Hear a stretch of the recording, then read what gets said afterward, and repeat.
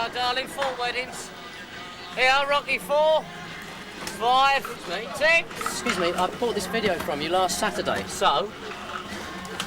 Well, I can't understand a word. Train spotting? Not surprised.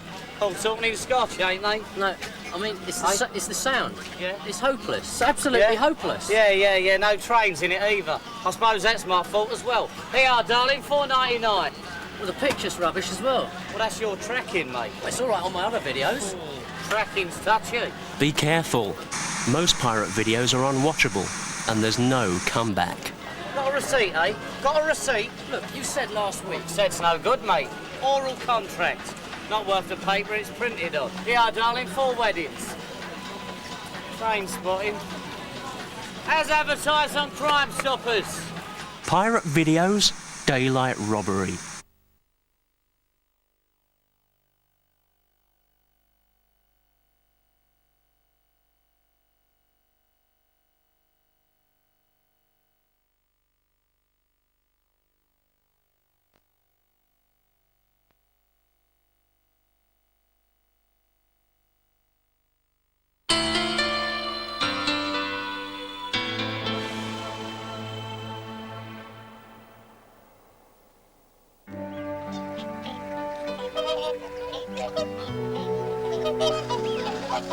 Wild swans in a winter landscape.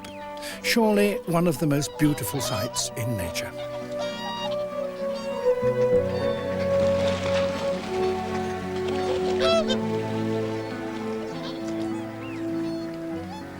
It was just such a spectacle as this, half a century ago, that inspired some of the most popular wildlife pictures ever painted, and started a movement that now ensures the survival of such creatures throughout this country and far beyond its shores.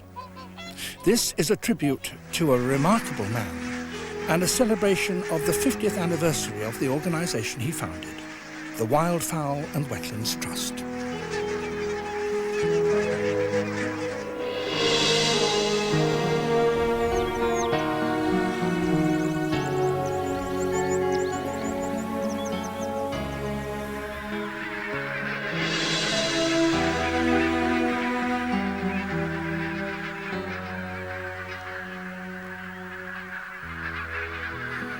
Summer's end, and one of the greatest mass movements of life begins across the northern world. Hundreds of thousands of waterfowl fly south to visit some very special parts of Britain.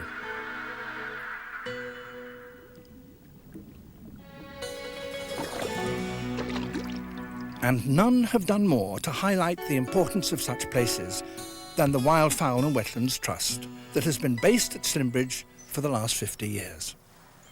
Wetlands are vital for countless plants and animals of many kinds that can survive nowhere else.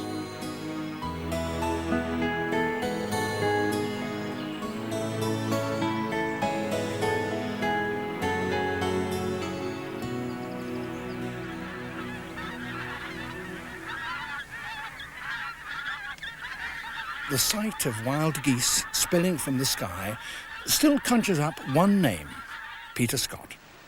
Born in 1909, the son of the Antarctic explorer, his mother was a celebrated sculptress and artist. So it was no surprise that with determination and talent, he became the country's most popular painter of wildfowl. He also became an expert on his fast-growing collection of subjects. But then Peter Scott seemed to achieve almost everything he set out to do. Decorated for gallantry in the Royal Navy, he was an Olympic yachtsman and a gliding champion. Yet his passion for wildlife remained predominant.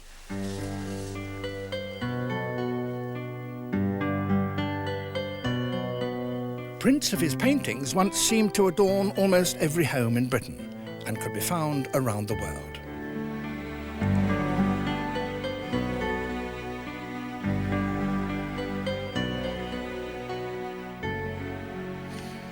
In 1946, he moved to Slimbridge on the edge of the Severn Estuary and founded the Wildfowl Trust. The success of the public centre and his popular appeal with increasing numbers of visitors meant that he took to radio like a duck to water, and the audience loved him. There was even one which had his picture in the paper the other day, who was, I think, 32 years old. It brought him new fame, and in 1955, a new role in infant television, live from the nearby BBC studios in Bristol. Well, now, here with me is Paul-Emile Victor, the distinguished polar explorer, who is 10 days, and then we came down to Trinidad. His series was one of the first great successes of the fledgling BBC Natural History Unit. Lounging along the beach, That's which is rather an unusual habit for an armadillo. And they trot along the road sort of pacing the car, you know, and really looking charming, like sort of clockwork toys. Under the guidance of Peter and his wife, Philippa, the Wildfowl Trust grew rapidly and eventually added Wetlands to its name to reflect its broadening interests. He was attracted to gliding, he said, because that way he could get a better feeling for the world of a goose. On his last flight in a glider, he remembered the day he first saw Slimbridge. Well, it was a marvellous day because it was the day that we saw this very rare lesser white-fronted goose and 8 different kinds of wild geese in one day. And that was all in the field, which is almost exactly underneath us at the moment.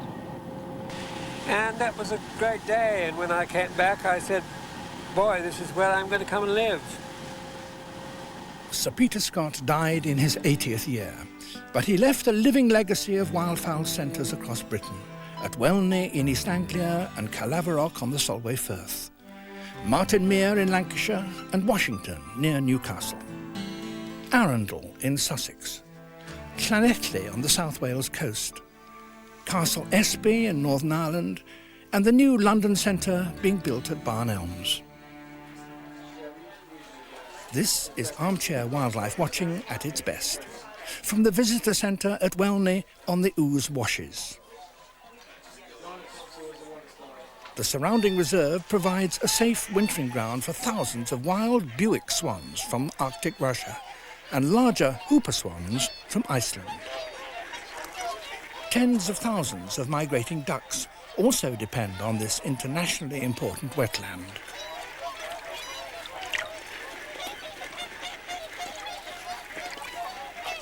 Yes, these are wild swans, normally shy and very wary of people.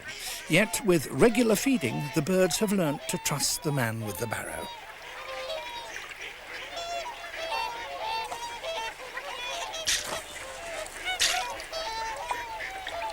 But the real attraction for wildfowl here is the annual flooding of the River Ouse that makes these vast wetlands so special.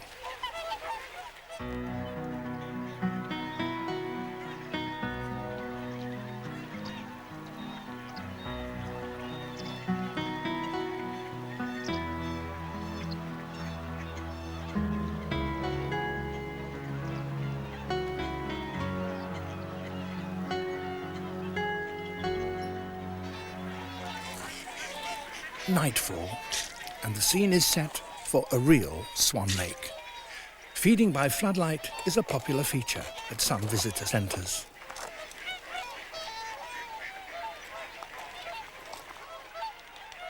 With the arrival of freezing weather, free handouts become a vital additional source of food.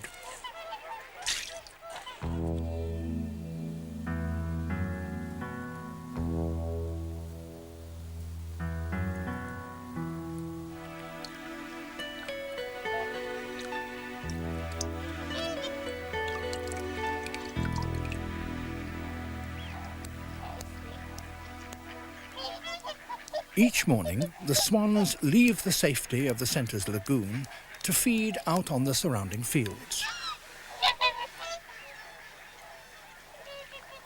Careful year-round management of the reserves and a good relationship with adjacent landowners has secured a healthy future for these birds. Nearly 1,000 Hooper swans now depend on that goodwill. So too do some 6,000 of the smaller Buick swans, and that's about a third of the European population. At times, the observatory at Welney seems like an international avian airport, with regular transatlantic and transcontinental arrivals.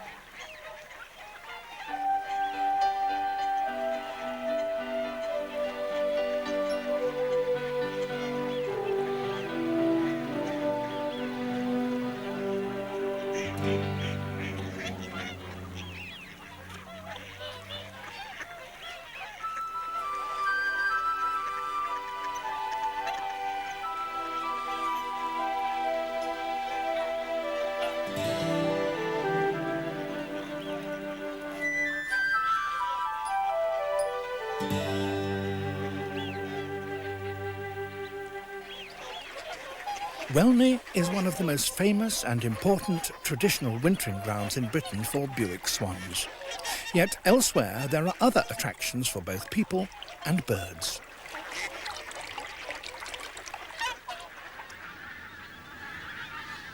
Martinmere in Lancashire.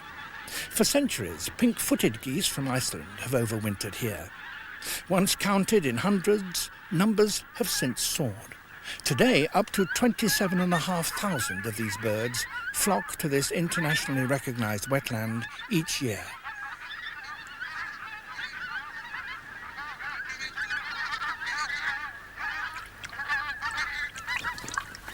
It would seem that few other places in Britain could rival such a scene. Yet far to the north, another great journey has begun.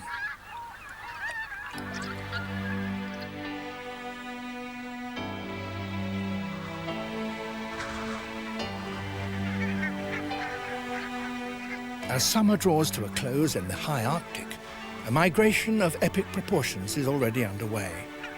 Barnacle geese heading south to Scotland. Their destination, Caerlaverock, on the banks of the Solway Firth.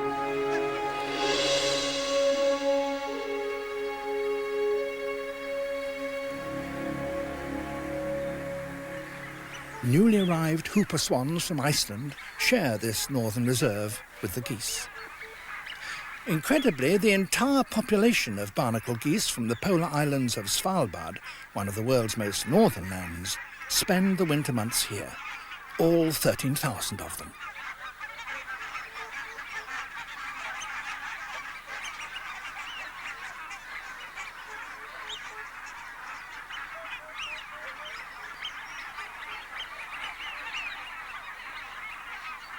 Few other birds in the world have been monitored longer. Yet, just 50 years ago, they were in danger of extinction, with less than 400 left in the wild. Today, their future is more assured. But any creature that confines its living to just two small places on Earth will always be vulnerable. Here, at least, they're safe, if shooting around the reserve can be controlled. Caerlaverock, the most northerly of the wetland centres, not surprisingly suffers the coldest winters. So migrant hoopers, along with resident mute swans and other wildfowl, make the most of any extra food on offer. And feeding brings benefits to people as well as birds, for it not only allows visitors to watch the birds at close quarters, but scientists to study them intensively. At Slimbridge, an old hunter's technique is still used to catch wildfowl. A net funnel, part of a decoy, on the far side of the Swan Lake, is put to a more peaceful purpose. Food lures the birds inside. The operation is run military style, starting at dawn.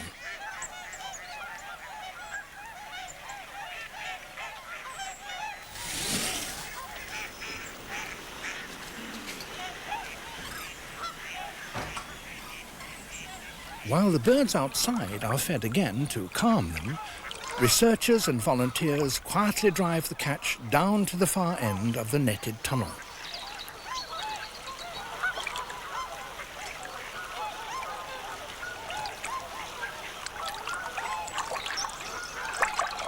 For some of the birds, this is a new experience, but for others, it's an annual event, and they are in safe, expert hands. The Wildfowl and Wetlands Trust employs some 200 staff, assisted by over 1,000 volunteers. Education and research form the basis of its work. Today, conservation is big business. It needs to be.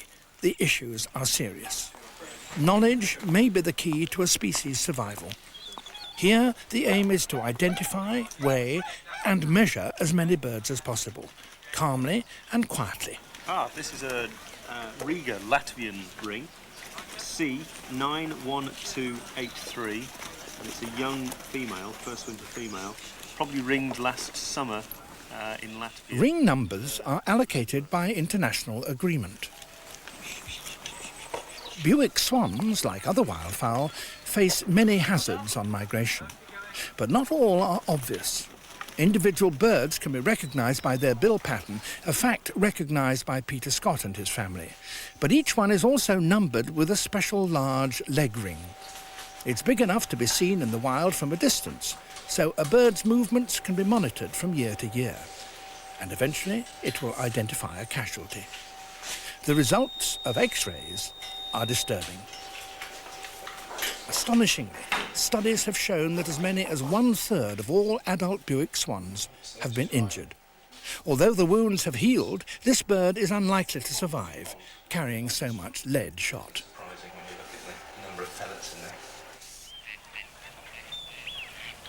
While the birds are safe in their winter refuge, protecting them between here and their Arctic breeding grounds is no easy task. When the study of wildfowl began at Slimbridge 50 years ago, it was not even known where many birds spent the summer, let alone over which countries they flew. Only now is half a century of research bringing benefits for the birds.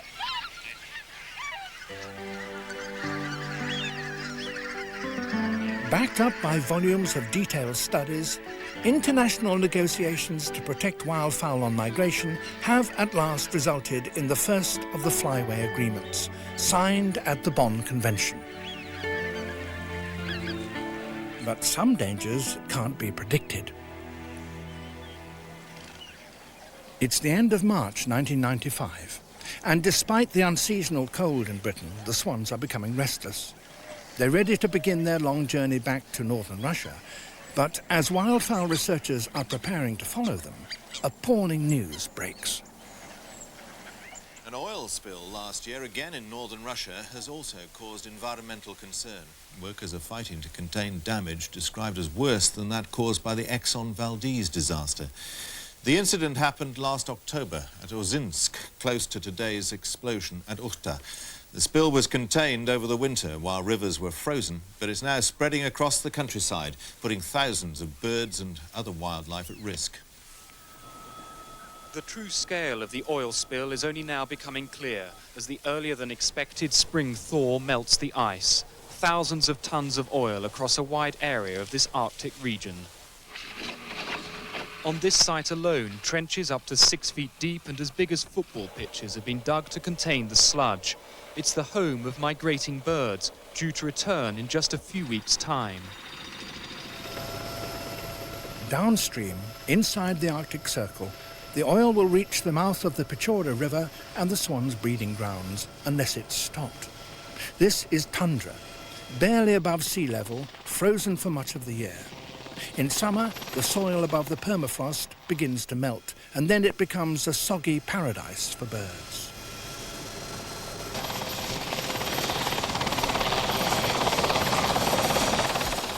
Few people venture this far north. Russian scientists have studied the area over the last 20 years, but only since 1991 have outsiders been permitted. For wildfowl researchers John Bowler and Dr. Jane Claricoats, along with their Russian colleagues, home for the next 6 weeks is a long-abandoned fishing village.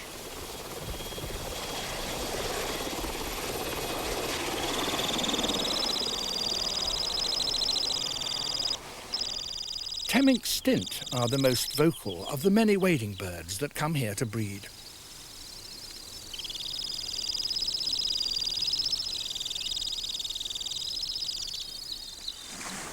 It's nearly the middle of June, and there is still no sign of any oil. Summer in the Arctic is short.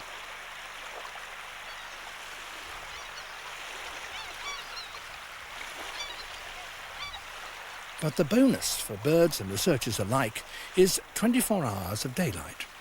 An old fish processing barn becomes an observation tower to locate the scattered Buick swan nests. In the bird world, as elsewhere, latecomers have less choice, easily straying into other birds' territories. And that's bad news when that territory belongs to a pair of Arctic skuas. Scavengers of the tundra, skuas are intolerant of any intruders, however big.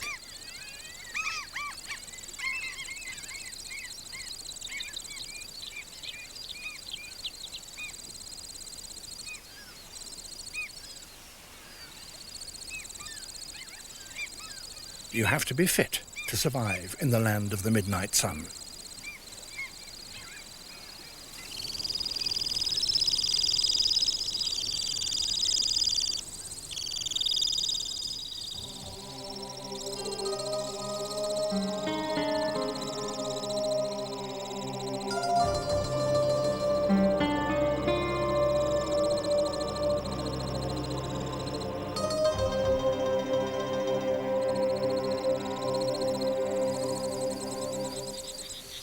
The white-fronted goose, a familiar winter visitor to Slimbridge, keeps a wary eye open for the Arctic fox, always keen to steal an egg.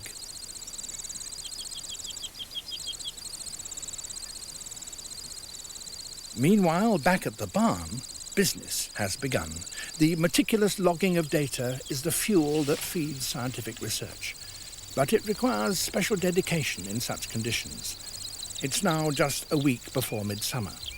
In the Arctic, the weather can change dramatically.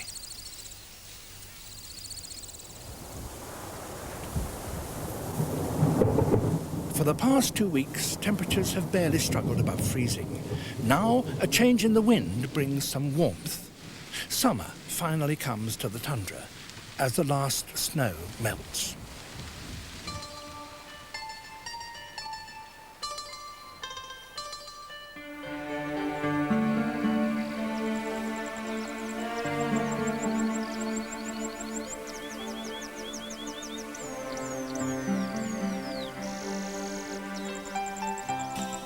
The stems of Arctic willow lie close to the ground to escape the worst of the chilling wind.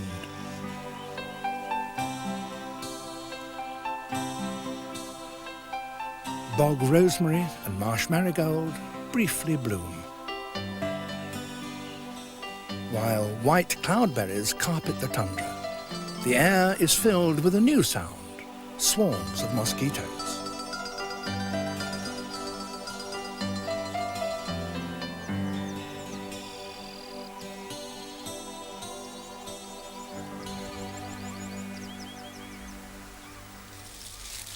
The Buick Swans have already begun their long vigil of incubation. They tend to pair for life, and both partners seem to take their turn on the eggs. Until recently, little was known about their breeding, and this is probably the first time they have been filmed on the nest.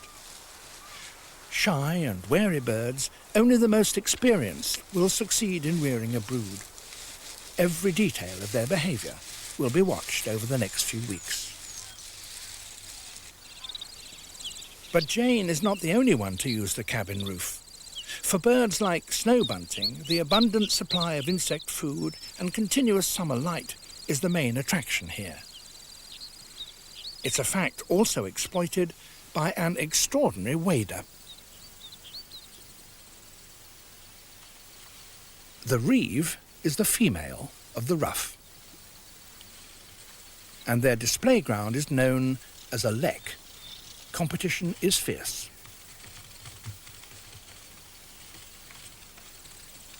While the ruffs fight with each other for dominance, the reeves just fly in to choose and to mate.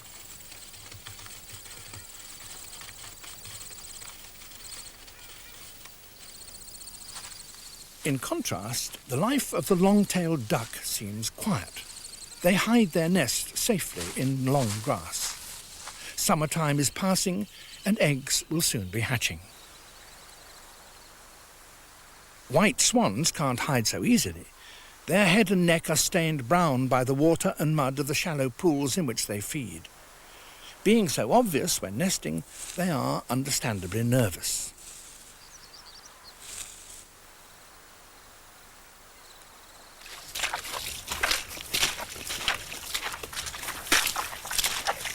Despite the remoteness of this area, Swan eggs and meat are a highly prized food for the scattered indigenous people of these parts. Although the swans are protected by Russian laws, isolation makes them vulnerable. They sneak away at the first sign of any approach.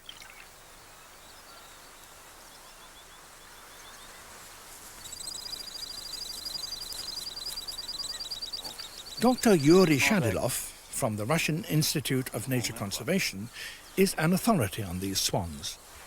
Having visited the tundra over the last 2 decades, he's now working closely with the British researchers. The reasons why the swans choose this region, the Ruski Zavorot Peninsula, and the factors that govern their success are only now becoming apparent. For Buick swans, at least, this is probably the most important breeding ground in the world.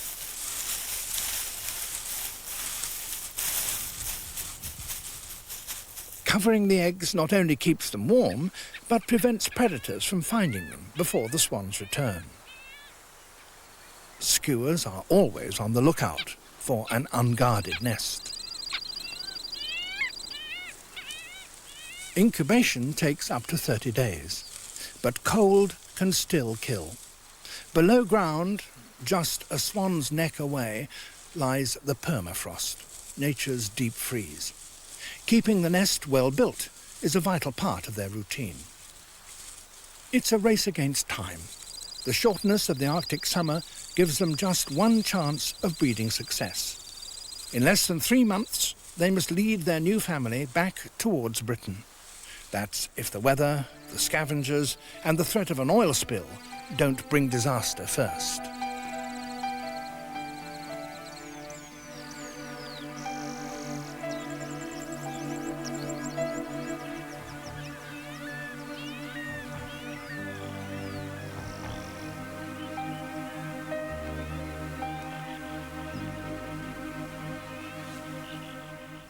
Meanwhile, in Iceland, another team and another swan.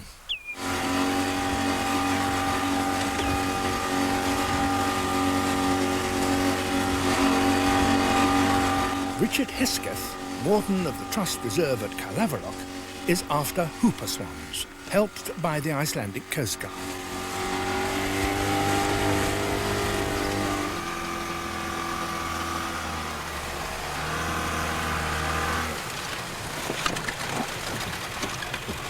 Catching is well practiced and efficient.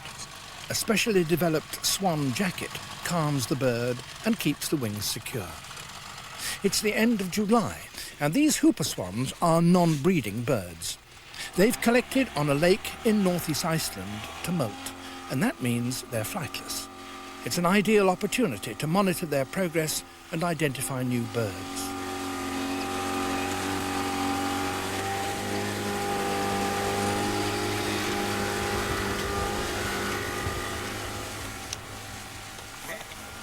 This is another international expedition, made up of researchers and volunteers from Iceland, England, Scotland and Ireland, another place where hooper swans overwinter. Should be 4198, is it? Yep, this is the 4DD. 4DD.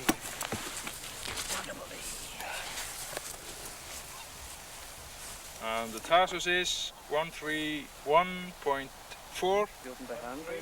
Ole Arnason, an Icelandic researcher employed by Slimbridge, organises this end of the operation. And the temporary mark on the back of the swan's neck ensures that it isn't caught a second time.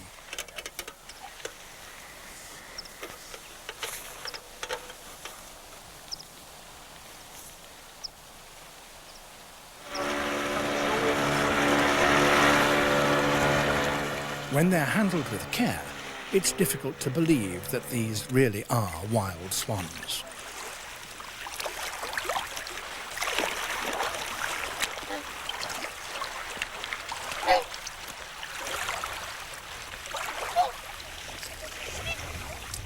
But the real work is only just beginning.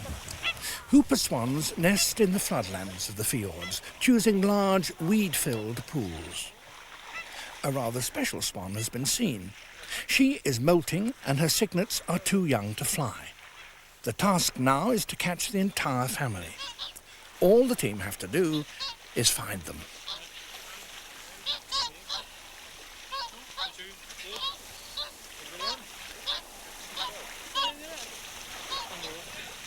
It's no easy job, wading waist deep in icy water.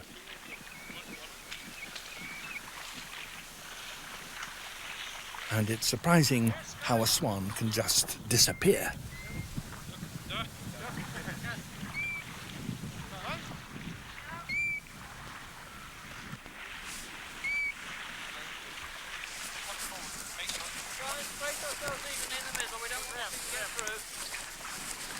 But success is only a signet away.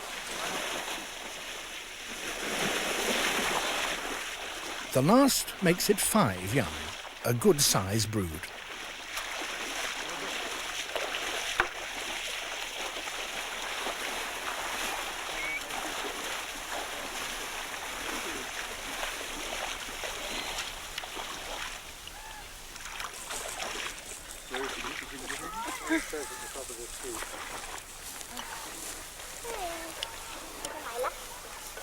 For the cygnets, this is a new experience. But for one little Icelandic girl at least, this too is a new encounter.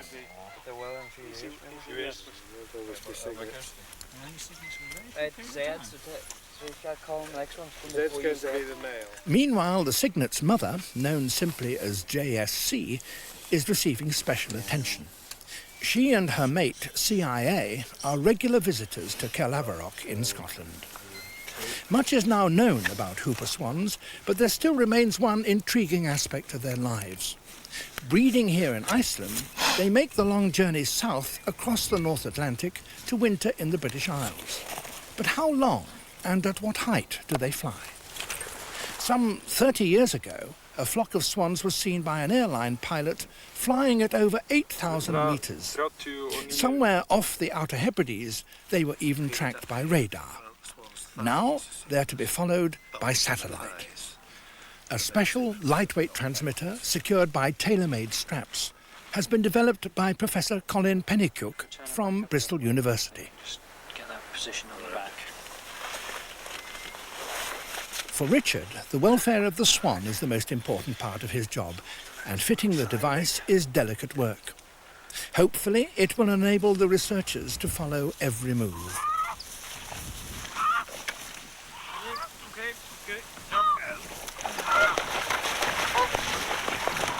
But half a world away, on the other side of the Earth, it's a very different story.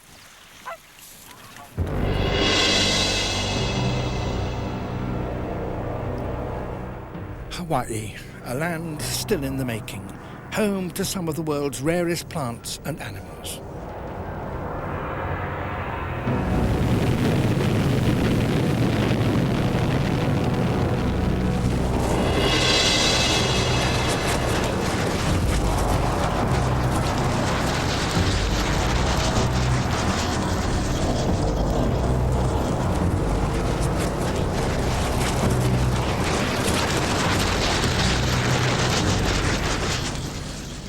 The planet's most active volcanoes are the last places you would expect to find wildfowl. Yet here among the steaming craters lives the Nene, the Hawaiian goose. This is the most remote landmass on Earth. Many of its animals and plants live nowhere else, and tragically, most are in trouble. In the 18th century, some 25,000 Nene inhabited the Hawaiian Islands. But by 1950, only 30 of them existed in the wild. They were on the brink of extinction. A scheme was started in Hawaii to breed them in captivity, and Peter Scott sent his curator from the Wildfowl Trust to help. 3 birds were brought back to Britain.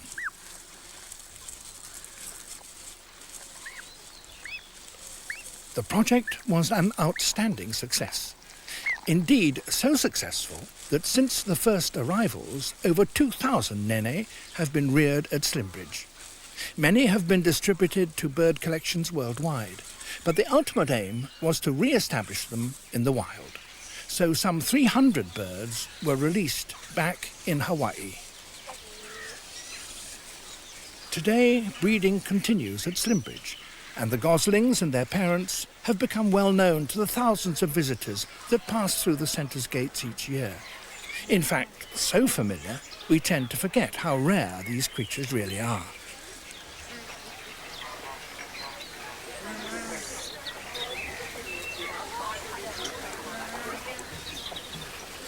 But while the nene's future seems safe in captivity, it's sadly not so secure in Hawaii. It seems extraordinary that any creature can survive the devastation of an active volcano. Yet the nene is no ordinary goose. Ringed and released birds are carefully monitored. Nene are related to Canada geese and have evolved in isolation over thousands of years. The reduced webbing between strong toes is an adaptation to living on rough, dry lava. Feeding on the sparse vegetation, they appear to need little water. Only recently was it realized that the last remaining nene were surviving in just a small area on the extreme edge of their original range. Once to be found throughout the islands, they were forced to remain on the volcano tops by the pressure of people.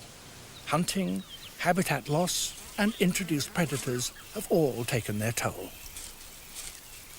Lush grasslands on the lower slopes provide better grazing, but hide dangers. The mongoose was originally imported to control rats in the cane fields. Sadly, they not only take geese, they also take their eggs, just as the rats do.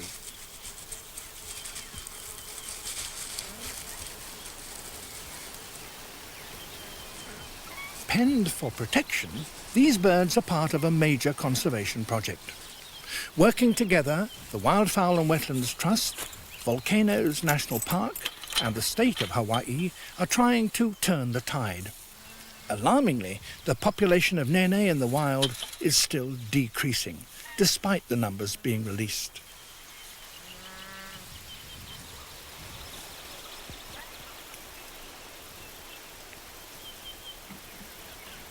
Wild pigs and feral cats only add to the nene's problems. Fencing some of the breeding and release areas helps to reduce the numbers being killed, but it's an expensive option. So too is trapping mongoose. But what price an entire species?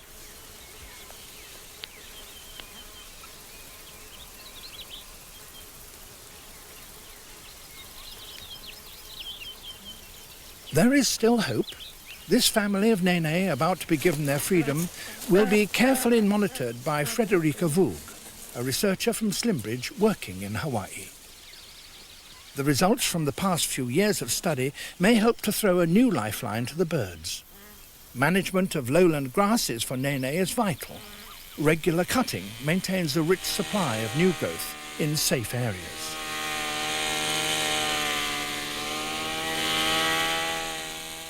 Before the discovery of Hawaii by the Western world and the invasion of people and predators that followed, this was prime nene country. Now it's overgrown by African grasses, but ones the geese seem to like, especially when short. And that's also one of the reasons why they seem to be attracted to roads.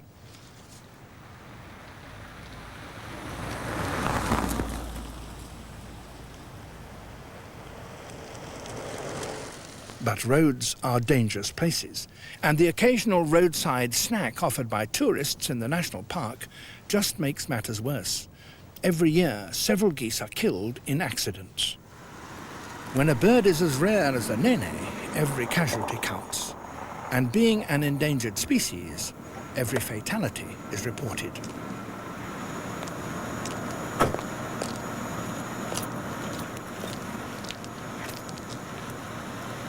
Resource Management, 520. I'd like to report a dead nene. Mauna Kea, Hawaii's highest peak. Up here, under the equatorial sun, the lava desert simmers in the morning heat. When wild geese breed, this is where they come. There are fewer predators here and a scattered supply of food. In the desert, ohelo, a kind of bilberry, and another fruit, the pukeawe, are favoured by the adult geese and important for goslings. There are less than 600 nene left in the wild, and time is running out. Only with careful management can they continue to fly free. There are still many questions that need answers, even if that means more painstaking work. Counting samples of individual berries can tell us how many geese this area can naturally support. And that's vital if more birds are to be released.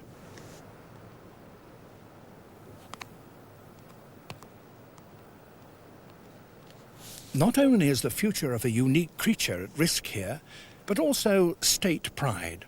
The nene is, after all, Hawaii's national bird.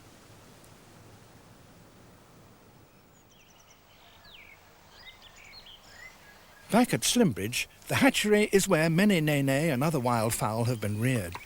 Open to the public at special times, the work here is often at the cutting edge of species survival. And hand rearing is often the only way to increase numbers of rare birds. The number of eggs hatched in a single season can be increased many times using incubators.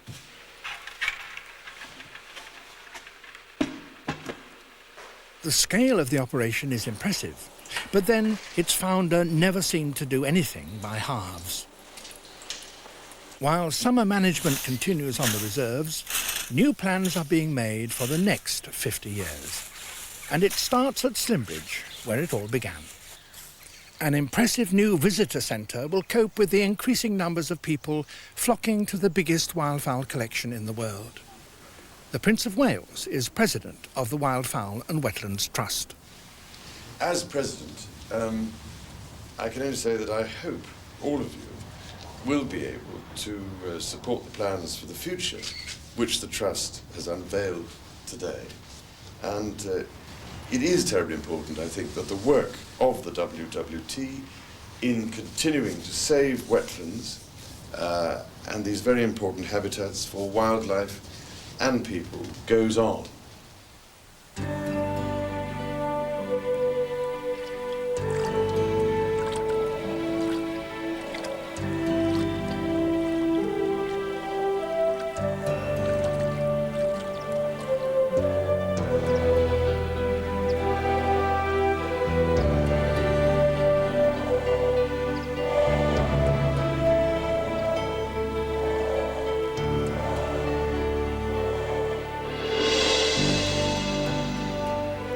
Summer ends early in Iceland, and our Hooper Swan family are leaving.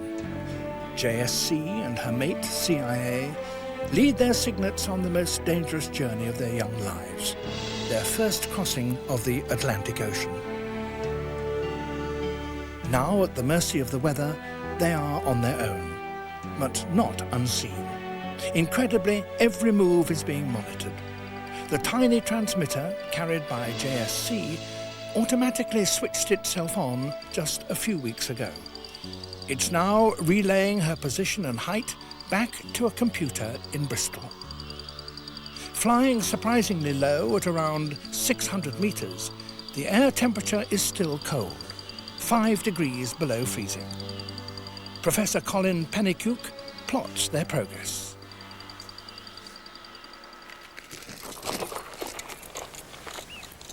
At Caerlaverock in Scotland, other swan families are already beginning to arrive for the winter.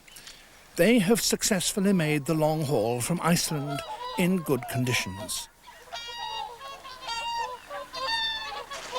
But the weather forecast is not good, and the reserve warden still has no news.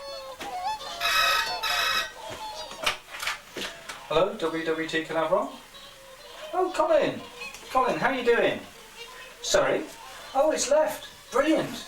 Which one? Oh, JSC. Great. What time was this? Well, she must have left the Iceland coast about 6 this morning, and she should be into Skye about a couple of hours from now, I'd say. Well, that's good news. She'll be into Skye before dark.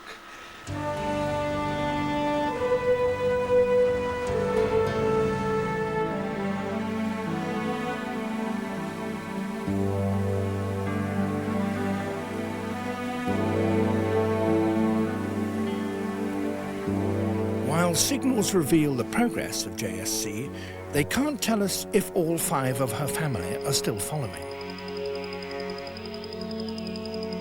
After an overnight stop near the Isle of Skye, daybreak finds the swans back in the air. But how many?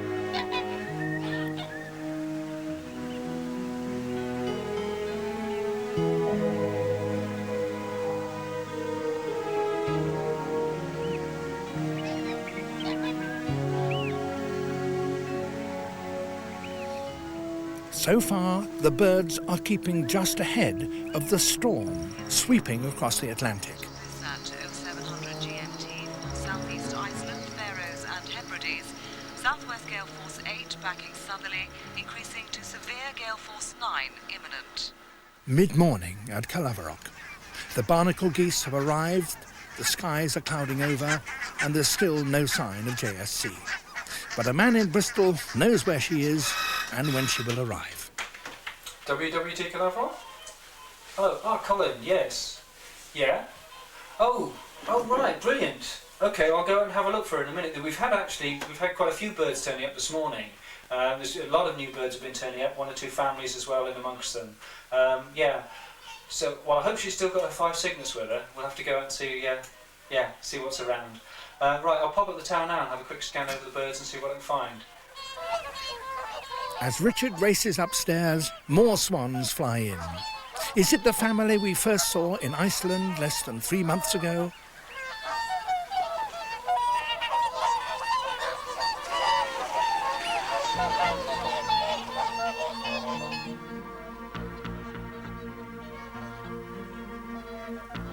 There are 5 cygnets, all with rings.